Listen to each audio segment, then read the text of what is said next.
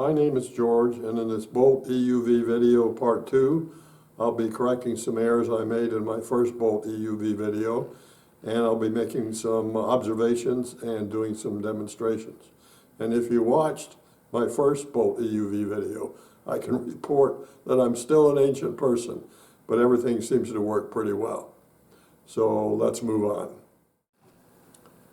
First, I'd like to talk about the rotary speed reduction and torque multiplication gear set.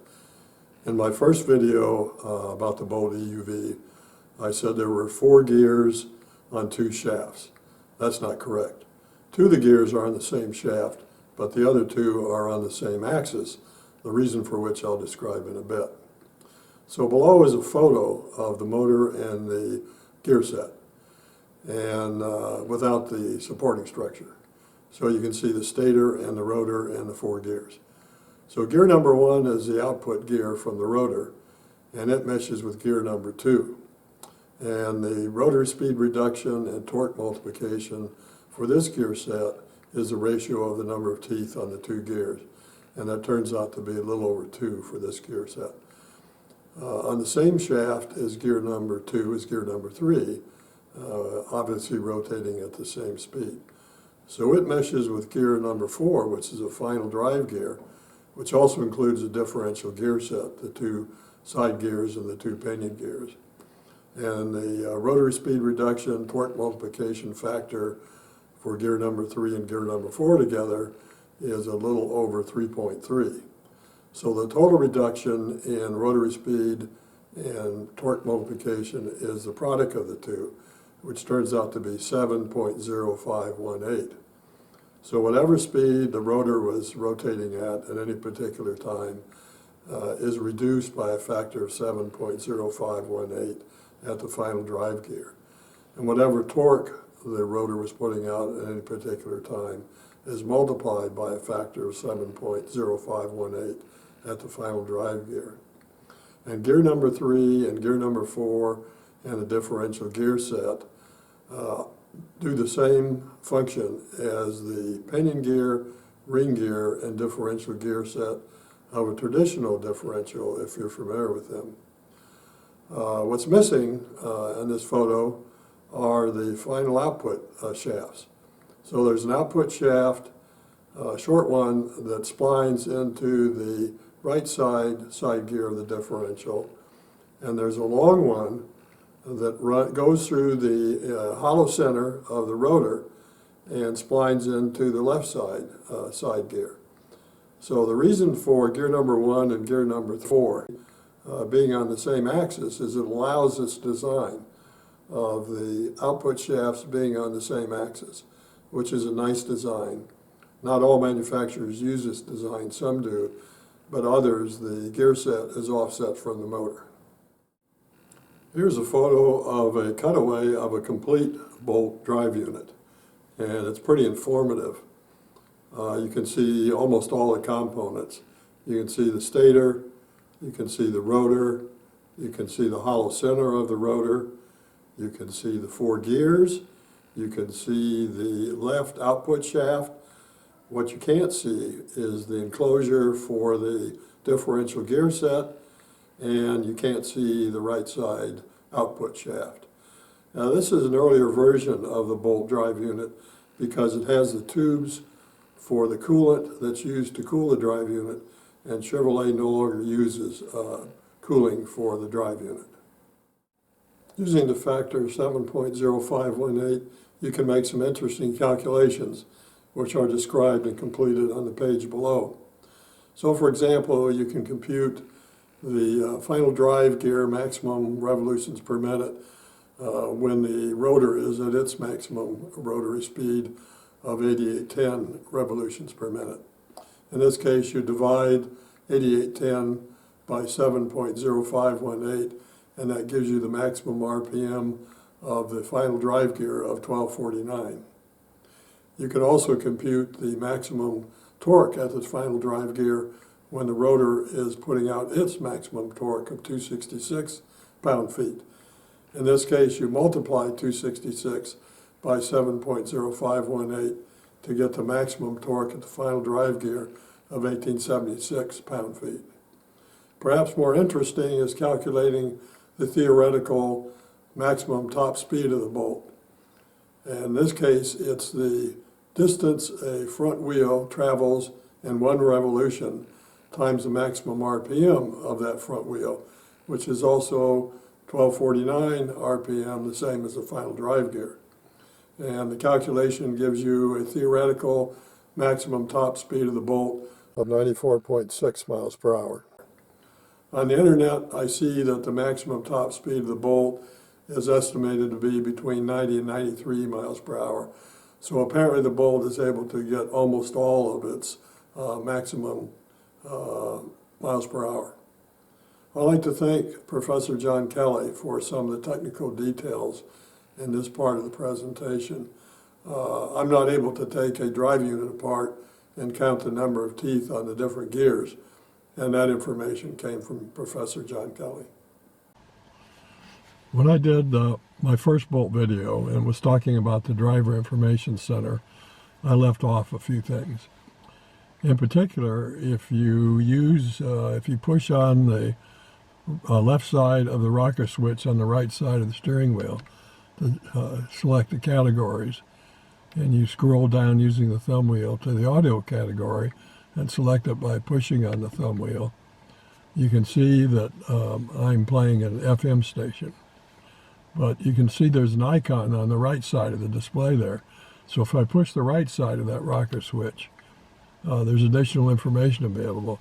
Radio media, if I select that, it would show the same channel. I can browse media.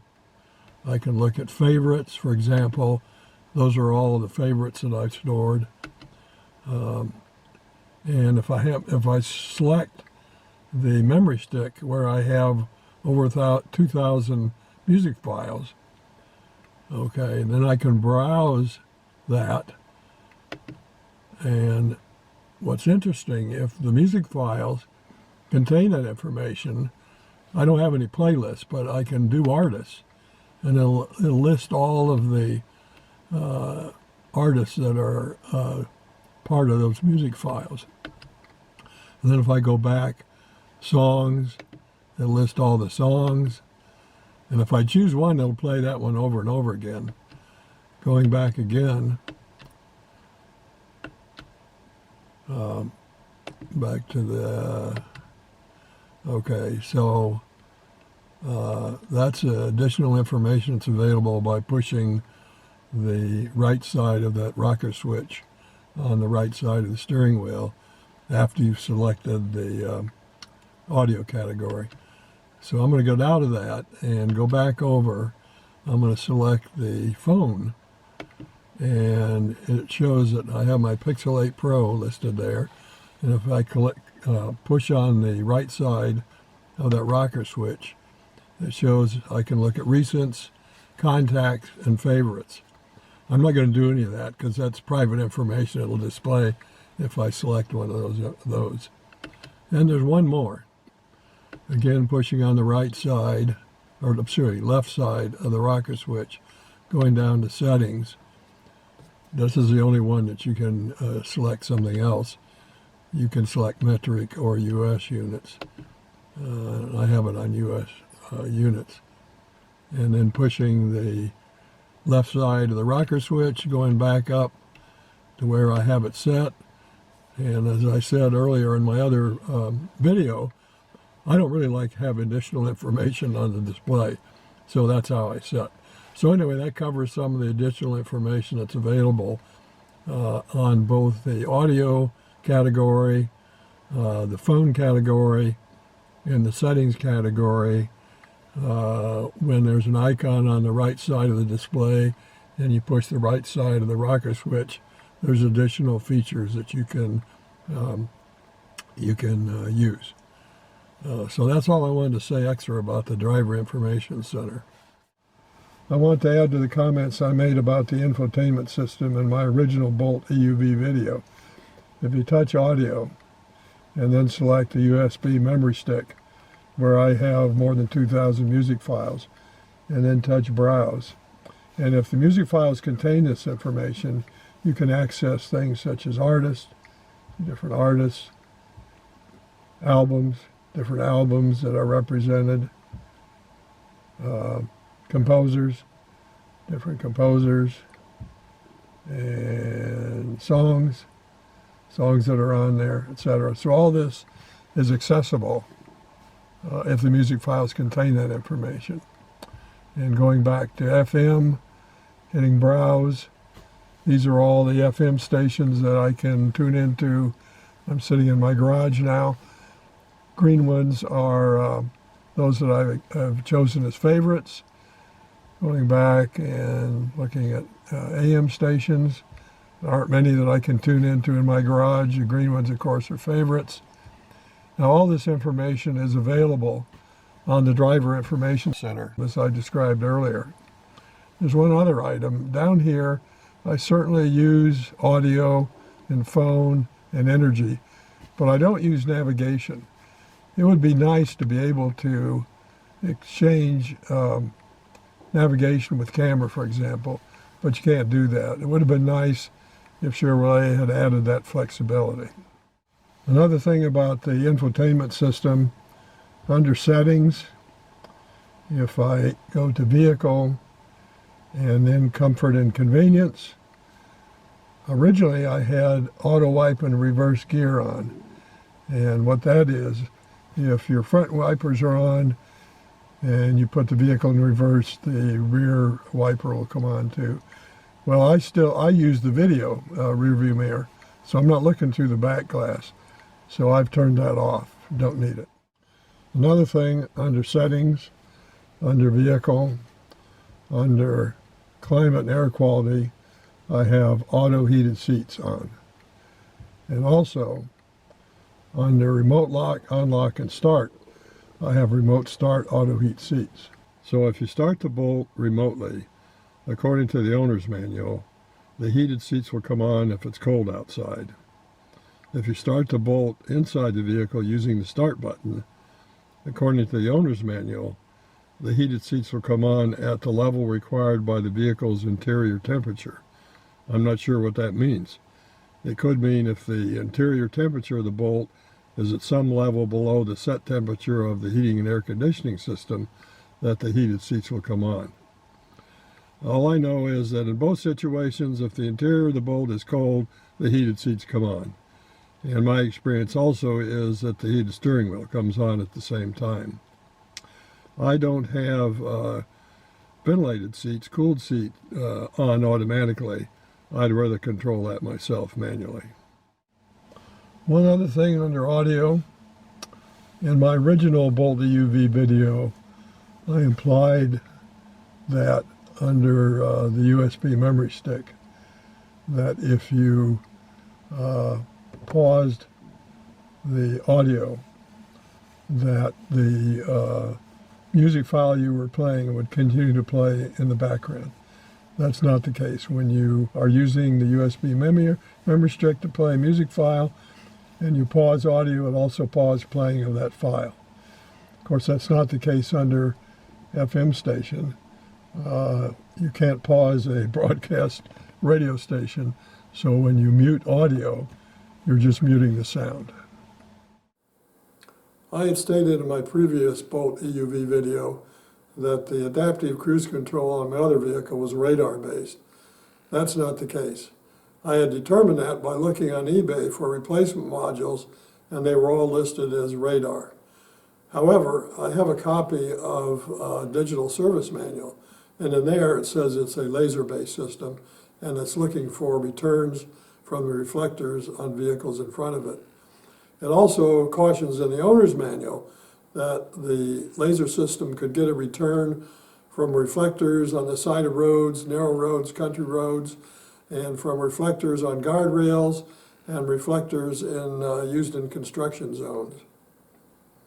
An interesting thing is, about half a century ago in the mid-1970s, based on my position in the federal government, I was invited to a demonstration of an adaptive cruise control system developed by a major supplier to the auto industry. And it worked pretty much like the ones today.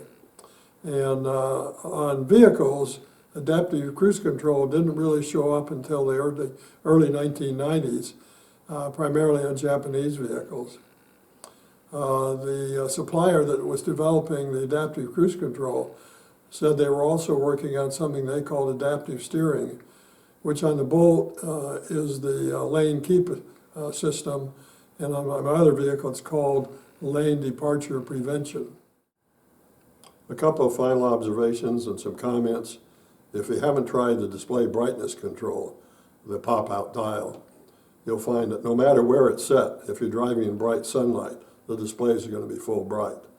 And if you turn the control down to a lower brightness level, that won't take effect until you're driving in darkness.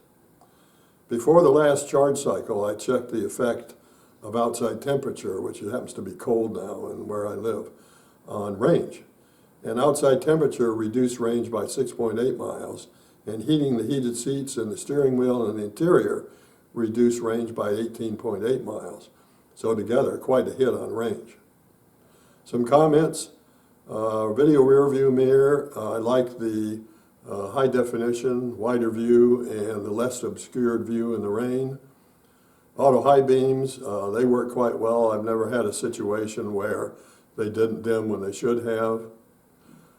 Quality of the Bolt, I had a bubble form in the driver's side inside door panel at the top, about the size of a nickel, so the entire door panel had to be replaced under warranty.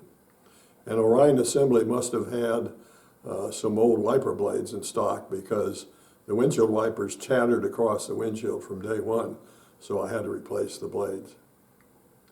Making this video and the last video, I had to use 3 cameras of varying video and audio quality. I'm sure you've noticed that.